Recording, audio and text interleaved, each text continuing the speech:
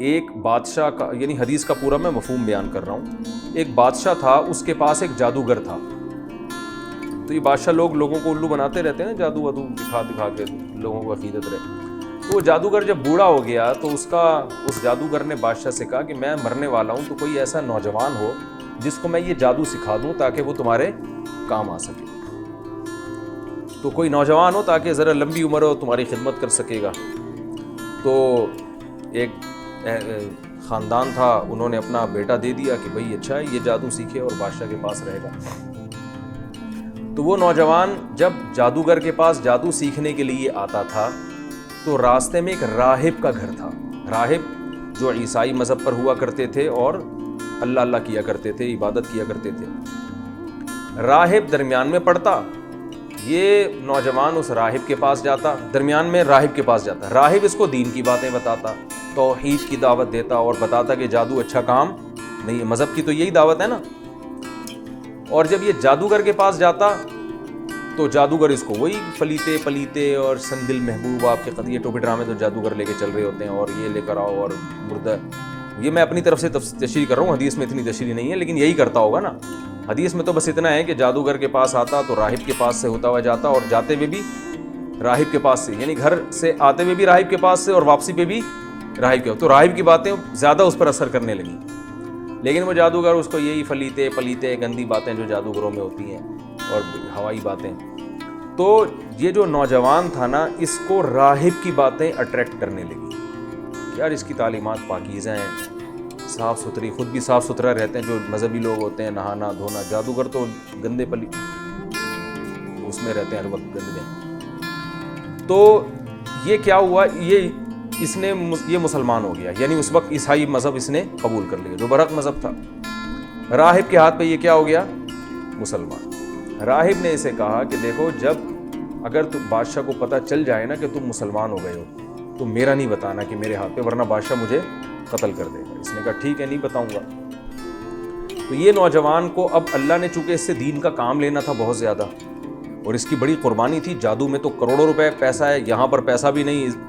تو اب اس کی قربانی کی وجہ سے اللہ نے کیا کیا، اس کے ہاتھ پہ کرامتیں ظاہر کرنا شروع کر دی تاکہ لوگ اس کی طرف مائل ہوں اور یہ بتائے کہ یہ جادو نہیں ہے بلکہ یہ کون کر رہا ہے، اللہ کر رہا ہے. بعض دفعہ اللہ کسی سے کام لے لیتے ہیں بڑا. تو اب کیا ہوا کہ جناب یہ مادرزاد نابینا کے آنکھوں پہ ہاتھ رکھتا، اس کی بینائی لوٹ آتی. یہ کوڑ کے مریض پہ ہاتھ رکھتا، وہ اس کو شفا مل جاتی. ایسے عجیب کام اس کے ہاتھ پہ ظاہر ہونا شروع ہو گئے. تو بادشاہ نے کہا بھئی یہ تو بڑا جادوگر بن گیا ہے، اور یہ بڈھے نے تو اس کو بڑا ٹائٹ سے، بڈھے سے بھی آگے نکل گیا یہ تو جو جادو سکھا رہا تھا. بادشاہ بڑا خوش ہوا.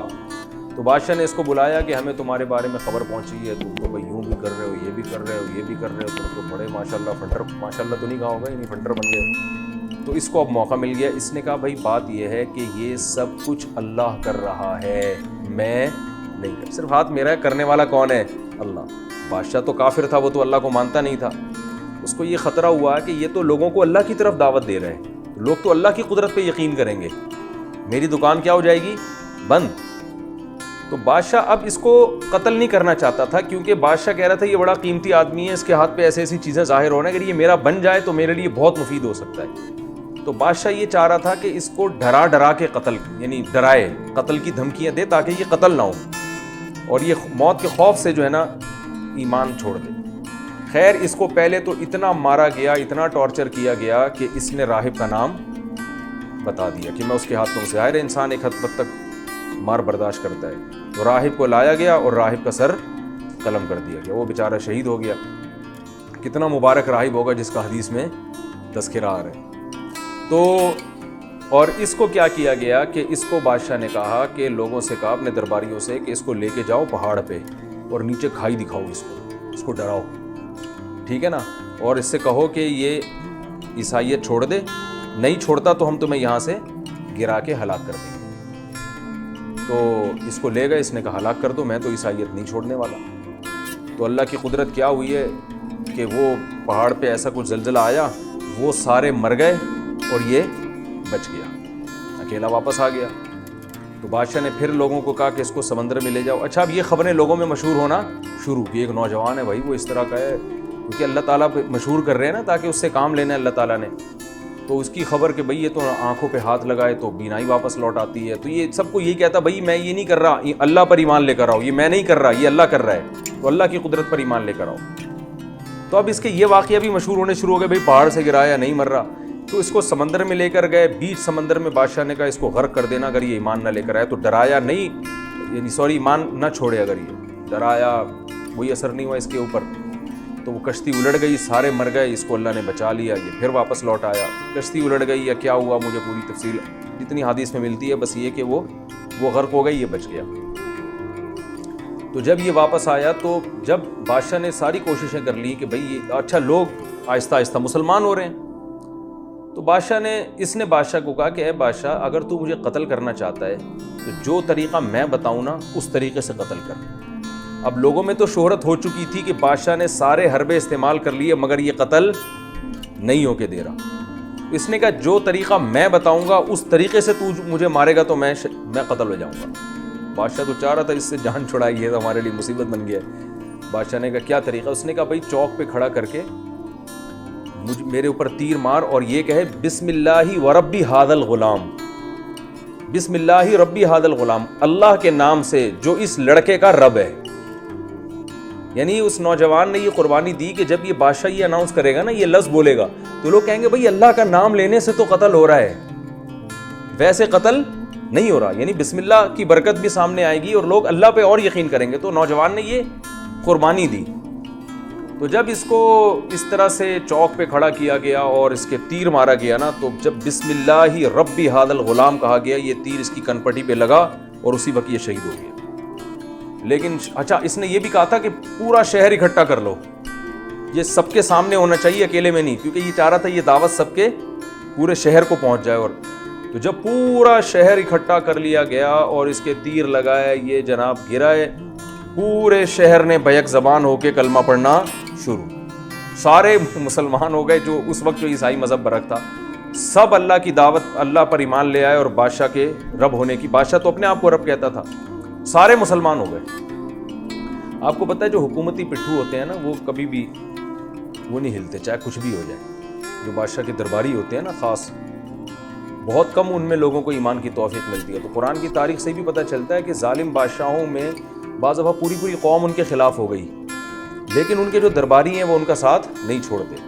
تو ایسا ہی ہوا کہ پوری قوم مسلمان ہو گئی, لیکن جو بادشاہ کے درباری تھے, اس کے خاص لوگ تھے جو ہر وقت بادشاہ کے ساتھ رہتے تھے, وہ بادشاہ کے ساتھ تھے. تو بادشاہ نے یہ کہا کہ بھائی یہ تو پوری قوم ہمارا دین چھوڑ دیا اس نے اور مجھے خدا ماننے سے انکار کر دیا ہے, اب ایک ہی حل ہے کہ ان کو زبردستی مجبور کر کے اس دین برحق سے دور کرو. اور اس کا طریقہ یہ ہے کہ شہر میں جگہ جگہ خندقیں کھودی جائیں, ہر گلی میں ہر محلے میں خندقیں کھود کے اس میں لکڑیاں ڈالی جائیں, آگ جلائی جائے اور پھر ایک ایک کو پکڑ کے اس آگ میں جھونکا جائے.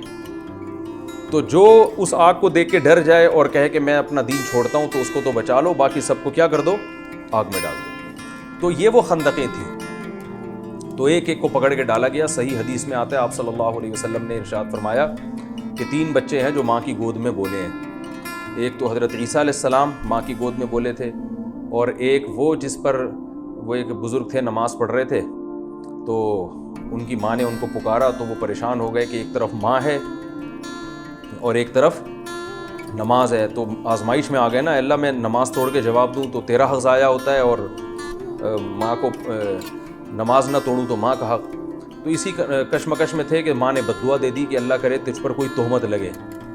تو یہی ہوا کہ وہ پھر کسی چرواہے نے کسی عورت کے ساتھ زنا کیا, بچہ پیدا ہوا. تو وہ عورت شادی شدہ تھی نہیں, لوگوں نے پوچھا بچہ کس کا ہے, تو اس عورت نے جان چھڑانے کے لیے اس راہب پہ ڈال دیا. بیچارہ نے ایک بزرگ اپنے جھونپڑی میں اپنی عبادت کیا کرتا تھا, اس پہ جھوٹا الزام ڈال دیا. لوگوں نے پکڑ کے مارا اس کو اور اس کے وہ عبادت خانہ گرا دیا. تو اللہ تعالیٰ نے اب اس پر رحم کیا, تو جو ہے نا ماں کی گود میں بچہ بولا کہ میرا جو ہے نا اس کے پانی سے اللہ نے مجھے پیدا نہیں کیا, بلکہ مجھے فلاں کے پانی سے اللہ نے پیدا کیا, وہ چرواہے سے. تو یہ کرامت اس راہب کی ظاہر ہوئی.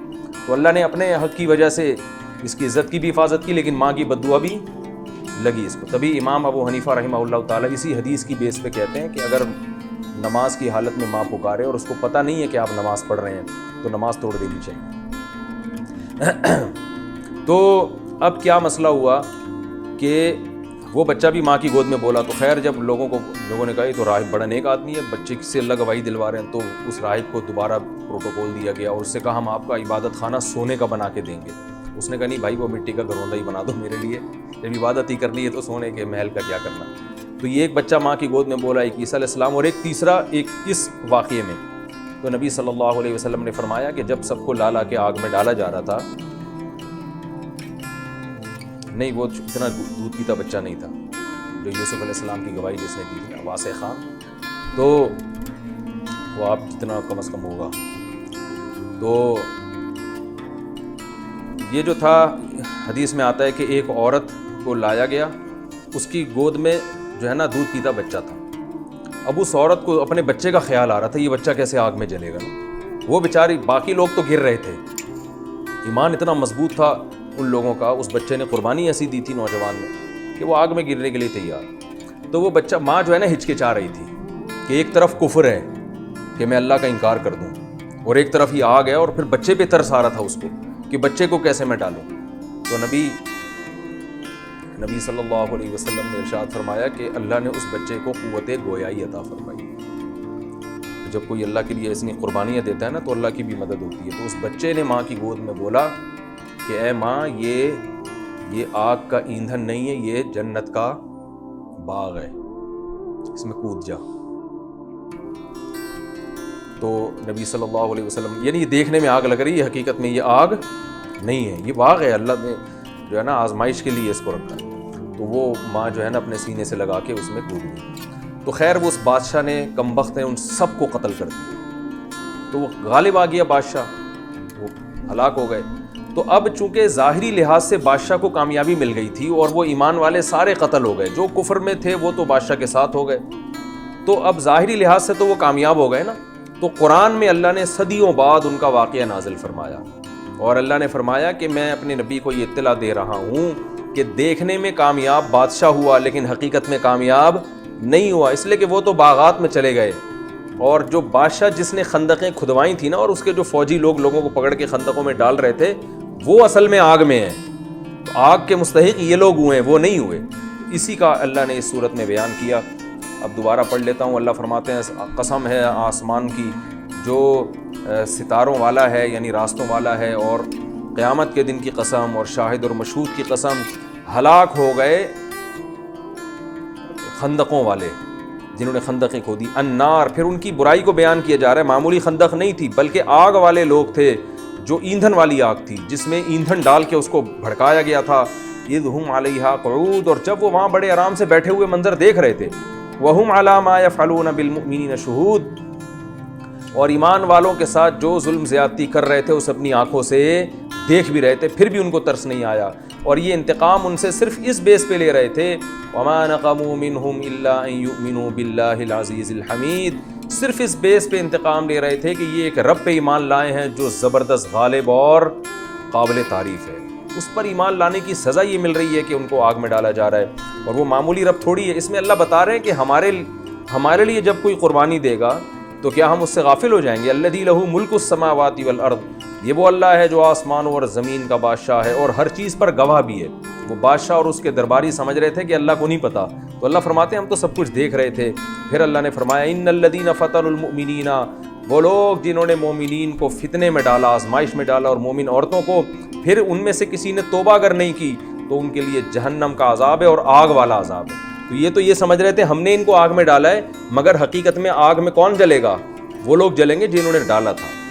اور فرمایا جن کو آگ میں ڈالا تھا ان کا حال کیا ہے؟ ان الذین آمنوا وعملوا الصالحات، جو ایمان لائے اور نیک اعمال اختیار کیے، لہم جنات تجری من تحتها الانہار، ان کے لیے باغات ہیں جن کے نیچے نہریں بہتی ہیں۔ تو اسباب کی دنیا میں نظر کیا آ رہا ہے، حقیقت کچھ اور ہے۔ نظر تو آ رہا ہے کہ یہ آگ میں جل رہے ہیں، حقیقت میں یہ کس میں داخل ہو رہے ہیں؟ جنت کے باغات میں۔ ذالک الفوز الکبیر، یہ بہت بڑی کامیابی ہے۔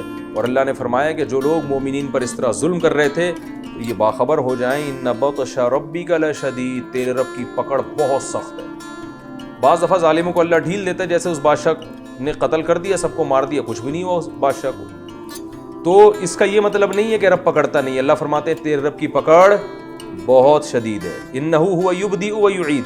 سوال پیدا ہوتا ہے اللہ تو پکڑتا تو ہے نہیں، ظالم تو گھوم رہے ہیں. تو اللہ نے فرمایا جو اللہ پہلی دفعہ پیدا کرتا ہے وہی دوبارہ بھی پیدا کرے گا. وہ قدرت رکھتا ہے. تو ابھی ایک حیات ہے، ابھی ایک اور زندگی آنے والی ہے، مر کے ختم تھوڑی ہو گئے. دوبارہ حساب و کتاب کے لیے اللہ کے سامنے کھڑے ہو گئے. وَهُوَ الْغَفُورُ. ہاں اللہ تعالیٰ دھمکی دینے کے ساتھ امیدیں بھی دلاتے ہیں کہ اب تک اگر کسی نے ظلم زیادتی کی ہے، ایمان نہیں لایا، نیک اعمال اختیار نہیں کیے، تو وہ مایوس نہ ہو، کیونکہ اللہ کی ایک صفت یہ بھی ہے کہ جہاں وہ انتقام لیتا ہے وہاں وہ غفور اور ودود بھی ہے. غفور بہت زیادہ مغفرت کرنے والا، الودود بہت زیادہ محبت کرنے والا.